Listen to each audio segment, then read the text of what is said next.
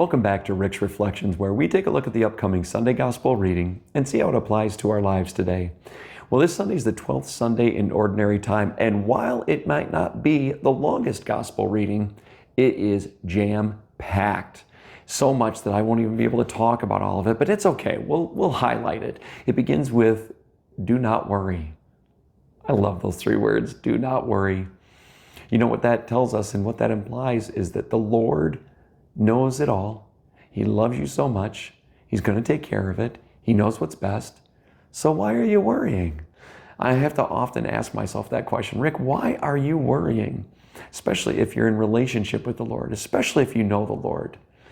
But it goes on in this passage to talk about how the birds of the field, that the Lord cares about them, but how much more are you worth to the Lord than birds?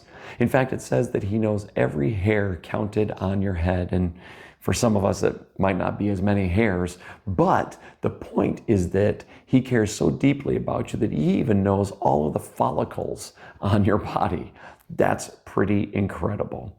In fact, it shows us the love and compassion that the Lord has for us. His mercy and His grace are so deep that we could never comprehend it. But there's also another reality here that we have to talk about. Because at the end of the gospel reading, we hear Jesus say that if you acknowledge Him before the world and before others, He will acknowledge you before the Father.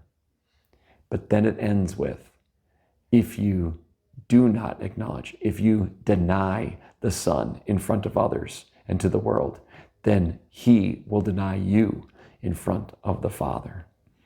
Again, God's mercy and grace is large. It's big. It's bigger than we can know. But there is a reality that we have to face here, is that Jesus is the Son of God. And if we try to speak of Jesus as a different God or a different person, or maybe don't even acknowledge that He is the one true God, there are ramifications to that. We have to tell others about Jesus. We can't just simply sit back. He desires a relationship with all of us, everyone that's ever been created, everyone that will ever be created. You matter. Everyone matters. And that means that we have to let people know that God, the Father, the Son, and the Holy Spirit desires a relationship with everyone.